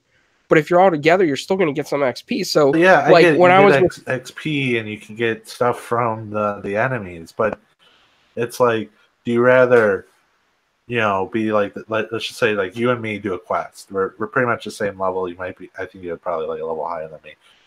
We do a quest. We could both work, or we go with Yeti. Just sit back, ears, get a snack, and then come back loot. Because we can't do anything. Yeah, to me that's boring. That's boring to me. If that were the situation, we could shoot. We could probably do some damage, but it's like bullets that. Yeah. Because I'm not, I'm a noob at Fallout. I'll be the first to even say I'm a noob at these Fallout games. You noob. And so, at least for me, to get bullets, like I understand you can craft them, you can find them. Buy them, whatever, but it's like, what resources do I need? Blah blah blah. So then food and like water and stuff. So like, I'm like losing all these resources doing. Maybe it's just really are new to the game, like you said, and a lot of that might seem overly complicated at first. But for example, like those scorch level guys that always attack me, they're like around level 8, 5 to 8, right? So you kill those guys with like one shotgun shot, and they usually have like 10, 20 bullets on each one of them that you could pick up. As far as leveling up, we have two options at our level. We could either out Yeti and Aaron, like early in the day. We could play solo ourselves, which I've been doing to level up. Could just sit in the back since they're higher level, and they'll help level us up faster. We'll reach their level faster than they could level themselves up, kind of like ESO. So I mean, these are options to us, Assassin. But what I'm not hearing from you is like, man, I can't wait to go on there and do a quest by myself to level myself up. I was on there, what was it, launch day, I was on there probably as much as I was on Battlefield, because I feel like Fallout 70, I had things to do, but compared to like today, but like, yeah, but do you find yourself like compelled, I guess, is like the meat and potatoes of it? Like in this game, do you look at this game in your library and feel like, I got to get on Fallout 76 and do some solo quests to catch up so I can play with my friends? Like, do you feel compelled to do that, or is it not compelling? At the moment, no, because to me, Fallout 76 is a co-op game. Yeah. Yeah, I would almost agree with that. I mean, to me, well, I mean, everyone plays it different, right? But to me, like, when I get this, I'm gonna have no interest playing solo. And even if I have to catch up, like, and I have to sit in the back for a little bit, as boring as that is to like power level or whatever, like, I feel like this game was just advertised as the co-op Fallout. Like, I feel like that was like the niche it had to fill in. Like, it's not Fallout 5 for a reason, you know?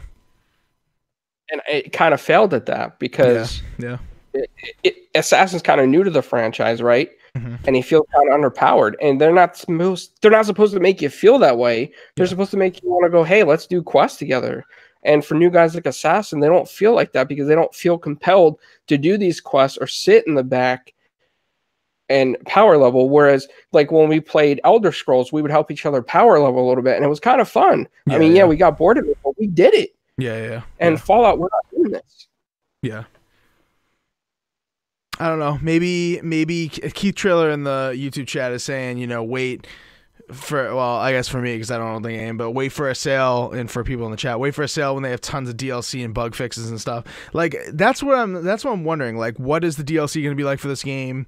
Is it going to be adding in, like, are they going to take the feedback and add in like more compelling quests? Because if they do, then I mean, it's a game changer, you know, if they realize what's going on amongst the community and they make some changes like that, then like, it's more compelling. But, you know, unless I have something to play with, like, if this were just in my library, I definitely would not hop on it. They need to be like more open. Like, I don't think I don't know if I follow Fallout on the, you know, Twitter, but like, I've seen they don't say anything. Like, or maps, or talk about your bugs, because everyone's talking about bugs. Yeah. I think that they need to adjust the way you can help your friends power level too, because a lot of people feel pushed back. Even Fallout fans like myself are kind of upset with this. You know, it's not that we're trying to egg on people that are excited to play with their friends. It's just that we're trying to make the game better for everybody else. Mm-hmm. And we just feel like that has failed at that they haven't done a great job, and they need to do better for everybody. Mm-hmm. Yeah. You know, and another thing too, Assassin, like, let's say like $79 on this game for like 3 hours a day. I know you'd be kind of upset at that, like you were with Destiny. You wouldn't be happy about it. Depressed a little bit. You're like, man, I wish there was more ways I can tackle people. I don't like sitting on, like, you know what I mean? Like, you feel that, Assassin? Well, if I knew I was going to play, let's just say 3 hours a day, time, I think I would be perfectly fine with that. But with Destiny, like, let's say Destiny 1, right? I'll play like 3 hours, you beat the story, and then you play like 2 hours a day and you get nowhere. And like, yeah, But like if you and you know you're gonna have friends to play with, you're gonna just wait for them to come on so you can there play it for weeks, ever. Like I mean, I'd be fine. Well, it depends on the game itself. Like, yeah, and I think that goes back to how compelling it is too, like how addictive it is. I think they've kind of done a bad job like convincing people that it is addicting, that it's something that you should play consistently. Like diehards, whatever. What just happened? Okay, diehards, fine, but I think Fallout 76 was the attempt of Bethesda to get even people that aren't Fallout fans into it because of the co-op aspect, and I don't know. I feel like they're just failing at it right now, at least. Even though the game is much improved from the beta, from what I've heard,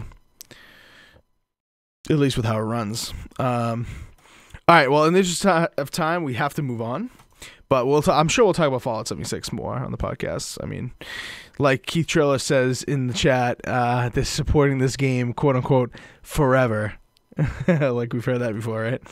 All right, really quick. Game Awards 2018. I'm not going to go through every category, but there are a couple categories I think we should hit on. Nominees were announced. This thing's not happening for like almost another month, so we'll revisit other categories maybe on a later show, but for right now we'll just hit on a couple. We'll do Game of the Year last. One of the ones that I wanted to get to that one of the things I did want to mention just overall about the Game Awards is why the fuck are there 7 esports categories? Best esports game, future. Best esports game, best esports player, best esports team, esports coach. Like, there's a category for best esports coach, dude. Like, anyone know their coach of their favorite team? Yeah, honest to God. There's coaches, but do many people know that there's a coach? Like, it's not like you advertise, hey, I need an esports coach. Yeah, right. Or whatever. Like, yeah, it's like this esports coach was fired for a bad performance. Like, what? What? Best esports event. Okay, fine. Best esports host. Like, arguably necessary. I mean, whatever, fine. Best esports moment. Like, I guess that's cool, right? But like, best esports moment gets an award at this show. That's a joke. Like, I guess that's cool that it's mentioned, but does it deserve an award? Like, when I see these, it's like on the same category as some of the other stuff, and I know people have been pissed on Twitter about that. Like, some of their favorite games were snubbed, especially in the RPG category, which we'll get to in a sec. But like, for instance, the best esports coach is going to get an award that I'm assuming is going to be of similar stature and look as the person who gets the best family game or best role-playing game or best game in general. Like, I feel like the awards are going to be very similar. It's like, that's ridiculous. Like, if you want to give it to the best esports player, fine. Okay? You want to give it to the best esports game? Maybe. Okay? And best team? Fine. Esports team? Like, I'm okay with that. But everything else, like, best esports event, why does an event need an award? It doesn't. Like, that's... I think... And the best esports event goes to Overwatch League Grand Finals. And what happens then? Does everybody who was at that event get up and accept the award? Like, you know what I mean? The organizers for the event? Yeah, who gets the award? Like... You know, I hate to say it, but I think it's kind of like big money influence at this point. Oh, yeah. Because it's bringing attention to these esports arenas like Robert Kraft and his Overwatch League and stuff like that. And these guys got money. And, you know, when you want to attract people to the Game Awards and you want big people to see you, you're going to throw in some little egotistical moments for them. Be like, man, you've been nominated, you know, for your event. How does that feel, Mr. Kraft? Well, you know, that feels great. I love my Patriots, but hell yeah, that's great, man. That's great. You know, it's just, thanks for nominating me. Here's like $100 million. Like, yeah, it's just like, so then all those people are going to come over and be like, man, yeah, some of these big management companies and millionaires and billionaires are being nominated for their events. I think it's ridiculous personally. Yeah, it is. But on the same side, business-wise, probably trying to reach, for that kind of like power connection in some sense. Mm-hmm. Yeah, definitely. It's all this whole event really is all a show. It's all a sideshow, honestly. Like, I like that there is an event that recognizes games and gaming culture, like similar to the Oscars. Like, obviously it's not the Oscars, but I like that there's an event like this at the end of the year to kind of recognize some of my favorite games and put them on a pedestal, but not like it's being done. Like, the way it's being done, I just don't like. And obviously, money talks, because look at all these esport categories. Like, it's nuts. But one category that I did want to talk about, like I said, we're not going to get into every category, but one category that I did want to talk about with you guys is the best multiplayer game, which I thought was really interesting category. I thought it was really interesting that Monster Hunter World was included out of the 5 games, which I don't think is going to win, by the way. But Sea of Thieves is in there, Fortnite, obviously, Destiny 2, and Call of Duty Black Ops 4. And I think it's interesting because I don't think it's necessarily a runaway for Fortnite, to be honest. I'm not even sure. I'm not sure that's even going to win. Like, if I'm picking a dark horse in this, I actually think Call of Duty may win. I don't think Call of Duty should be on the list because, like, so you got Monster Hunter, like that had 9 months or whatever, X amount of months to be perfect, right? So? Or as perfect as it could be. And you got Call of Duty has like a month. Okay, so I mean, I feel okay. Go ahead. Like I get it. I feel like the Game Awards should start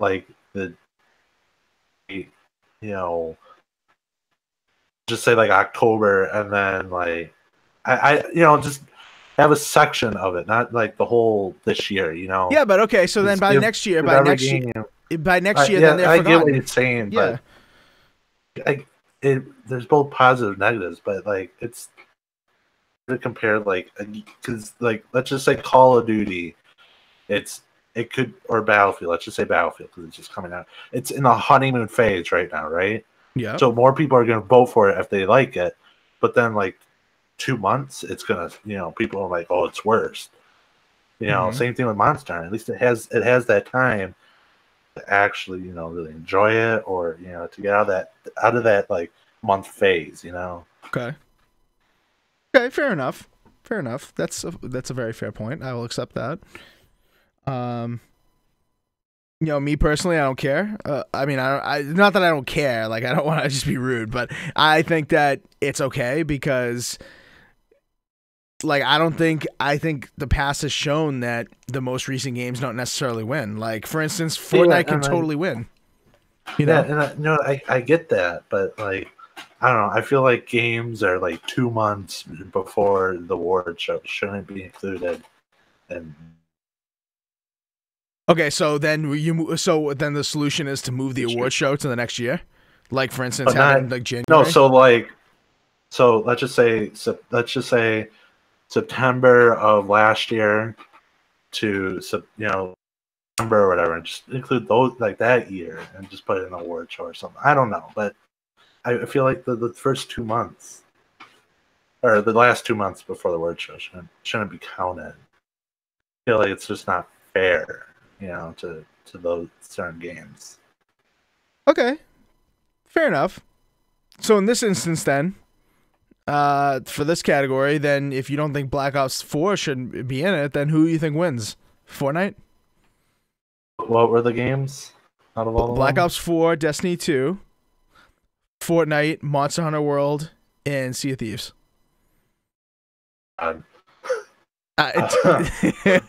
Dude, I would. It's not gonna happen. But I would literally take a shit in the seat I sit in right now if Sea of Thieves wins. Like, literally. Oh my god. What were you gonna say, Assassin? I'm sorry. Where'd he go? Did we lose him? Said I don't know. Oh. Like, why is Destiny 2 in there? The game came out last year. Like,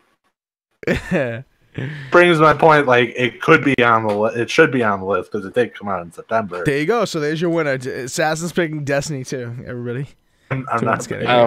But Yeah. I'm since they're going with these like dates, right? Why is Destiny 2 on there? It didn't come out this year. Indie Gamer is saying to the YouTube chat that they're gonna hold me to that. I will record it. I will sit here and record myself shitting my pants if Sea of Thieves wins. You've got that ingrained in internet history. Go ahead, Clowns. What were you gonna say? No, I just think that a lot of this is misplaced here because I really would love to have seen like a game like Forza Horizon 4 in there. I think that game is phenomenal with its multiplayer. Sea of Thieves, I don't know why it's in there because it feels like its player base is not as popular as it used to be. Monster Hunter, I think, is probably thrown in there because it was Capcom's comeback. It's like, hey, let's help Capcom out a little bit. Yeah. Black Ops 4 is just because Call of Duty has popularity with esports and MLG, and the fact that maybe he's trying to help sales of the game because it's 50 million short compared to Black Ops 3, and Activision stocks took a little bit of a tumble. I heard that from Kind of Funny Games, by the way.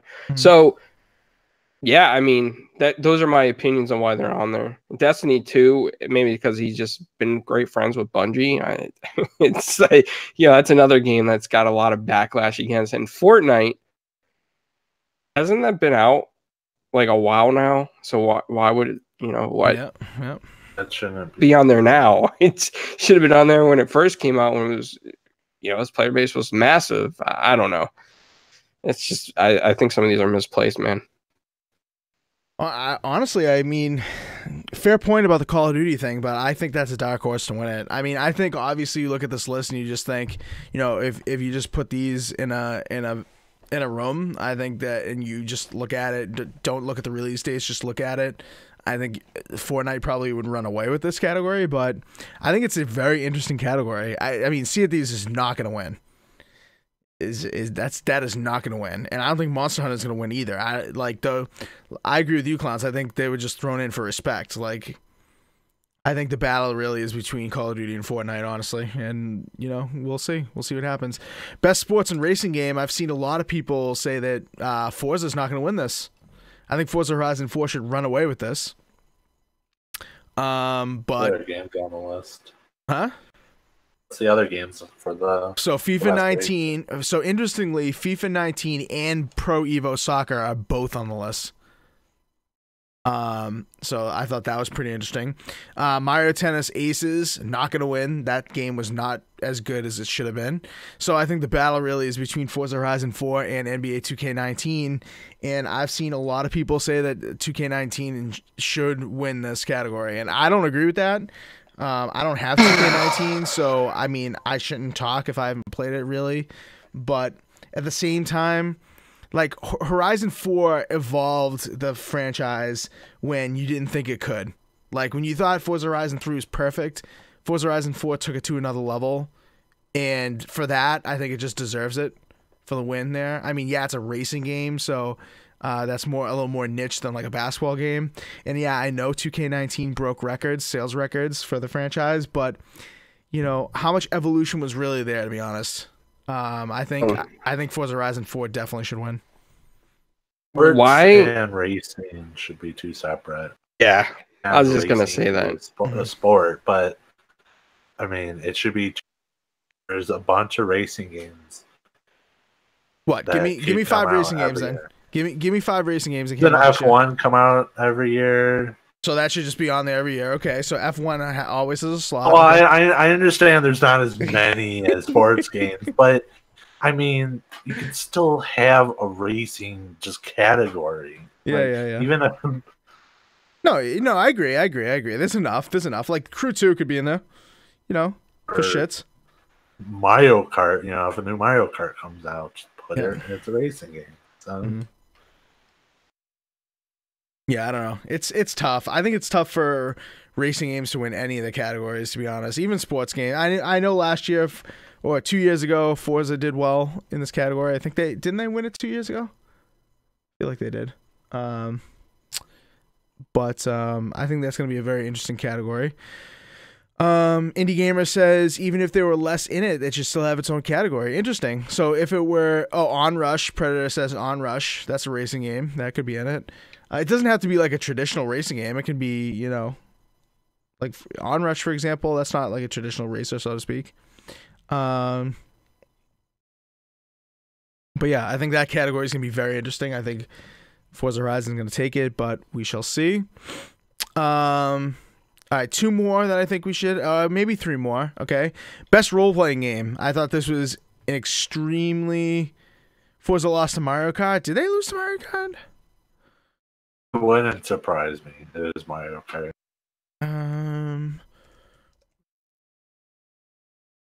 Maybe it was something else that they won at the Game Awards? No, they won it. I'm looking at it right now. Game Awards 2016, Forza Horizon 3, best... sports and racing game. Yeah, that's a good point. Predator Onrush as well. I think should have been in that, at least the racing section. I thought that was pretty cool, that game. Yeah. Yeah.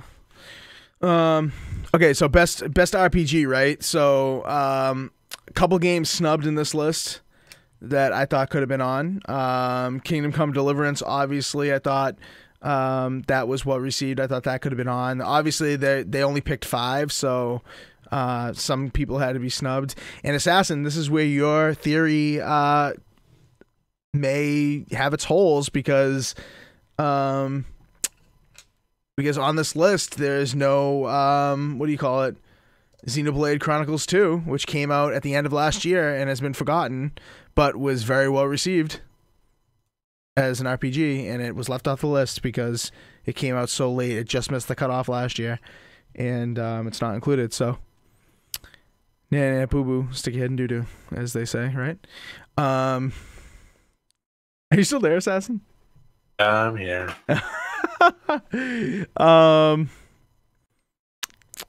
But yeah, actually, I don't even know why I wanted to mention this category because I don't think we've played any of these games.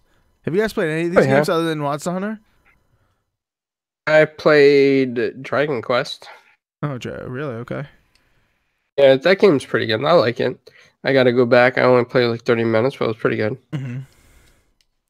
A lot of people wouldn't be surprised if Octopath Traveler won. I would be kind of surprised. I mean, I know it's, had a lot of hours and the gameplay was, somewhat retro and took us back to like old school Final Fantasy games, but I'd be kind of surprised if that won. What's interesting is good. Nintendo. Maybe they want to throw like some free sandwiches to Nintendo and be like, we love you, Nintendo. You did so well financially. We want to be your friends forever. Let's hope, you guys win this category. Wink, wink. Yeah, maybe. All right, that's how I feel about the Game Awards at this point. I'm sorry. That's true. It's true. Assassin, did you see that Black Ops 4 was in Best Action Game for some reason?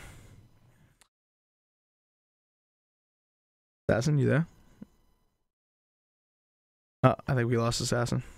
Oh my god. Oh, there he is. Hello? Can you hear me? Yep. Did you hear that? Black Ops 4?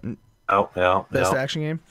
Far Cry 5 apparently is Best Action Game as well in that category. Game sucks. If it wins, I am never looking at the wardrobe ever again.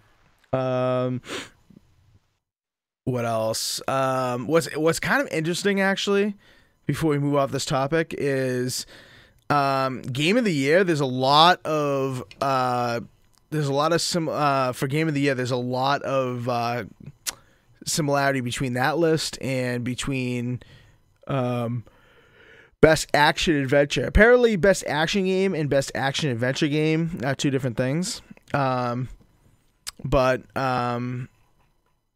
fuck it. Let's just go to Game of the Year and get this over with. Game of the Year, they've got Assassin's Creed Odyssey, Celeste, which Celeste was just the game they threw in there. I mean, very well received game, but kudos to Matt Makes Games for getting that on there because that is a huge accomplishment.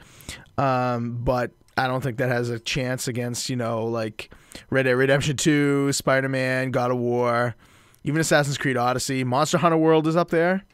Everyone agree Red Dead Redemption 2 is going to win that? When did Monster Hunter World come out? Was that like March? It was like February. I forgot the game even existed for some time. Oh, that made the cut then, Assassin? Shush. January 26th.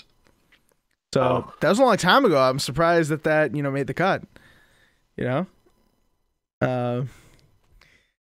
But yeah, I think honestly, it should go to Assassin's Creed Odyssey because I think they did this game right. I'm so stuck on Odyssey that I don't even want to start Red Dead 2. I'm like, the old kind of like Roman Empire with mythology versus.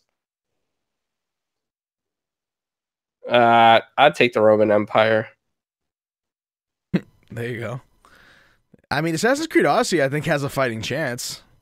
Honestly, like I think three games really are the ones that are in contention for this, and I wouldn't be surprised if they won.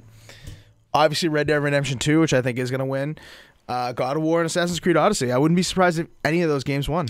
Honestly. Oh, I saw a good tweet on this, and it's that some people on Twitter were offended Ed was on the list, and that Detroit Become Human was on the list, I think, somewhere, because of all the game crunching. A lot of people felt that if a studio has to crunch that hard, overwork their employees, and they shouldn't make the list because there's plenty of good studios that don't do that make the list. So I don't know. I think Red Dead's probably going to take it just because Rockstar's a powerhouse. Yeah. And they're doing so well financially, and he probably wants to go to their parties later on. Nice. Shanzu says in the chat, Odyssey is his game of the year. I think a lot of people feel that way, honestly. Odyssey is Assassin. That's your game of the year too, right? No, it's not. But I hope God of War wins. Interesting. I would not be surprised if it did.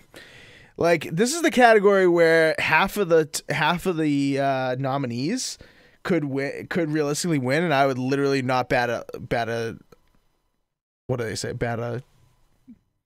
What's that phrase? Bat an eye. Bat an eye. I love how I'm going for the phrase, and I have no idea what the phrase is, but I literally would not be surprised at all. Like, remember when Overwatch won? Eyelid, that's what it is. Remember when Overwatch won and everyone was like, oh my god, I can't believe Overwatch won. I was literally sitting there like, not surprised. Like, literally, like, I was not shocked at all. And what were you going to say, Assassin? That was rigged. That was rigged. Do you think people will say, do you think if God of War wins and Red Dead doesn't, do you think people are going to say it was rigged? Yeah. Yeah. Do you think if Red Dead wins, everyone's going to be like, oh, okay, yeah, we knew that was coming? Well, I think if a PlayStation exclusive gets Game of the Year, you're going to get the PlayStation fanboys be like, oh my god, suck it, Xbox. And then you're going to be like, the Xbox guys are like, it's rigged, blah, blah, blah. I mean, there's no winning with most people, but God of War, I think, deserves it. See Red Dead and see what the whole fuss is about. And Predator says Red Dead, God of War, then AC. You know, it's tough because this was a good year for games, and Assassin's Creed Odyssey in another year could easily win this category. I think. Yeah. Is there a category for like best indie game of the year? Because I feel like there is. Yeah. That should be a category. Okay. Yeah, there is. Yeah. Best indie. Hold on. Indie Gamer says. Speaking of indie games, Indie Gamer says, "Do you think Red Dead wins? It will clean up in other categories. It will share the glory around." So that's interesting because Red Dead is in a lot of different categories, including best action adventure game. For me, I don't know how you could win best game and not win best action adventure game. Like, how can you win game of the year and not win the other categories? You know what I mean? Maybe like soundtrack or whatever. But like, can you imagine they announce best action adventure game and they're like, best action adventure game goes to Spider-Man or something, and then they're like, best game of the year goes to Red Dead. It's like, how could you say that? You know, and especially of like Assassin's Creed. I don't know if it's in the same category. Best action adventure, and then they won game of the year, or the other way around. You know? Yeah, it is. Yeah, it's in that one. Literally, like best action adventure game, right? Assassin's Creed Odyssey, God of War, Spider-Man, Red Dead Redemption 2, and Shadow of the Tomb Raider. Literally, Shadow of the Tomb Raider is the only one not in the other category. It's literally the only game not in the Game of the Year category. So, it's like, why even give that award? So, that person, that game should... Rigged. Huh? Guess we'll see if the awards are rigged in any shape or form. Yeah, right. Anyway, so that's the Game Awards. Feel like we beat that to a pulp. Actually, before we get off that, best indie game. I feel like you didn't play a lot of these indie games, Assassin. I've been playing many indie games this year. Yeah. All right. Before we get out of here, Black Friday. Did you guys see any deals on the gold early access that you happen to fancy? Did you guys take a look? DC Supervillains Lego. Wait, what? Lego DC Supervillains. Let me see. I didn't see that one. Lego. DC Supervillains, $30, 50% off. The deluxe edition is $44.99. What the hell does the deluxe edition get you? Like extra skins. Jesus. Those games have like skins and season passes. God almighty. So $30 off, $30, 50% off. That's pretty good. Was the Lego Incredibles any good? Lego. Played it, but it looks good. In years. Let me see. Oh yeah, dude, that got really good reviews. Oh no, actually it didn't. 69 Metacritic. Assassin's just not a true Lego fan anymore, you know? He's like one of the fake fans, so he's kind of down on it. Own the $1,000 Death Star, so. That's what we got. Oh my god, if I own the 1000 Death Star or Superstar Destroyer, I will literally just die because I would be so happy. What else? I mean, the EA games are a good deal. If you haven't gotten the EA games yet and you want them, definitely get them, like Madden or FIFA. Those are games. Battlefront 2 on there. Star Wars Battlefront 2. Let's see. Indie Gamer says Dead Cells is in the Black Friday offer, and that is in the best indie game category. I'm not sure if that's going to win over The Messenger, but I think Dead Cells definitely has a chance in that category. Dead Cells is 20% off. Let me see. Let me scroll up a little bit because you can't see that on the screen. 20% off. This is on Cheap Ass Gamer, by the way. They have a nice little list with all the prices. I know Major Nelson just puts out a list and it's like 40% off. You can't see the price. But Cheap Ass Gamer has all the prices, so kudos to them. So $20. That's actually a good price for that game. Injustice 2 is $12. 70% off. That's a very good price. If you haven't bought that already. What game did you say again, Assassin? Star Wars Battlefront? That's Battlefront 2. Battlefront 2. Xbox One, not the original Xbox. No, it's not on there. I just clarify. That's not on there. That's a shame because a huge DLC in 2 weeks. Yeah, that's not on there. Star Wars, unless I'm skipping over it. Doesn't look like it's on there. What else is good? I mean, the thing, it sucks when you have a lot of these games because, like, you know, the deals don't look as good because the games, you already own them. But, like, Wolfenstein: The New Colossus is $20. That's a good deal. Is Assassin's Game of the Year Dishonored 2 on there? It's got to be. Well, have. Gotta be. Yeah, all the Dishonored stuff is. Dishonored 2 is $13.20. It's up here. $13.20. I'd say that's a pretty good deal. A lot of games that are like 60, 50% off. I'm actually surprised that they're discounting a lot of these games so much. Like Far Cry 5 is 50% off. I'm kind of surprised about that.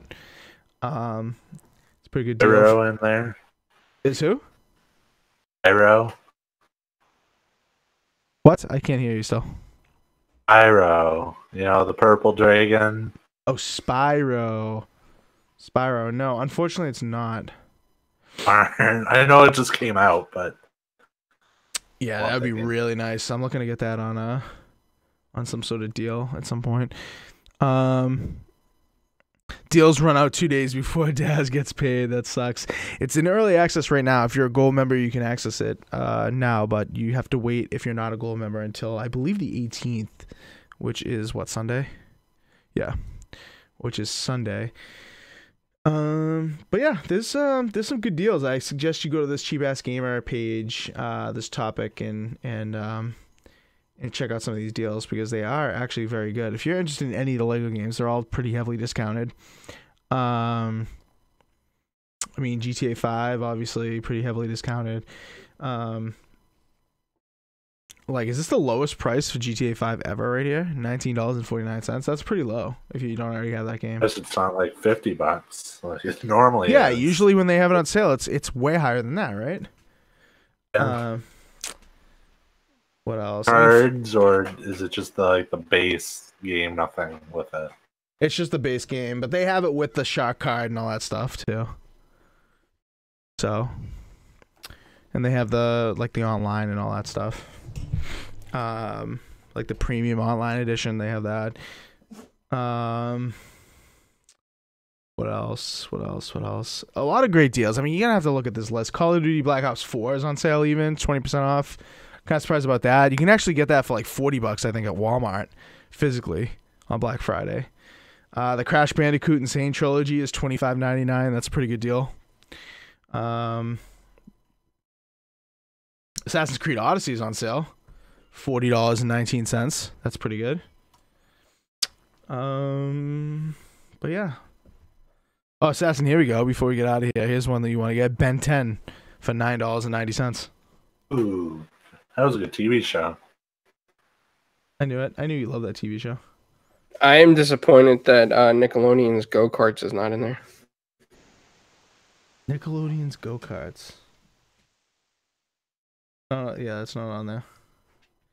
That is not on there. NBA 2K9's on there, 50% off, so it's probably a good deal. Forza Horizon 4's on there. Did I already say that? Standard Edition is $38.99. Ultimate Edition $59.99. That's a pretty good deal. So yeah. All right, that's about it. I think this podcast went very long because we had surprise breaking news topics. Next week, I believe the podcast is going to look a lot different, so stay tuned for that. It's Thanksgiving. Oh, not next week, in 2 weeks. Oh my God, next week is already Thanksgiving. Wow. And I didn't even have a turkey up for the podcast. Damn it. I'm going to have to stream and throw the turkey up. Like, just have the 4 guys. Have it next in 2 weeks. Ham's good too. I like ham. Ham, turkey. Whatever your meat of choice is. What did you say, Assassin? To just have it in 2 weeks. We should all buy like turkey masks. Yeah, they'll probably wear them. They'll probably be discounted. Kind of foul, Assassin. I don't approve of that. Want to wear a turkey for a podcast? I would. Anyway, so yeah, that's it for us tonight. I am looking to hopefully stream after the podcast for about an hour and a half or so, but maybe not. I don't know. We'll see what time I have to eat. But if you are watching this live, thank you for being here live. We appreciate it. Search 4GwQPodcast. You'll find us everywhere. Like us, subscribe, do all that good stuff. Our other personal channels and stuff have been cycling below our faces, so visit us there. Assassin's now a Twitch affiliate, and Clownz is almost there, so visit. He got the email. Congratulations. Now Clownz is, so go over there and subscribe to them if you so choose. Like them, throw them some biddies, all that good stuff. Yeah, but in a couple of weeks, this podcast is going to look a lot different, and we would appreciate if you guys come back and like us and share out the podcast. And it's gonna be a lot different, and I think you guys are gonna really like the direction it's gonna take. So until then, we'll see you guys later. Peace. Later.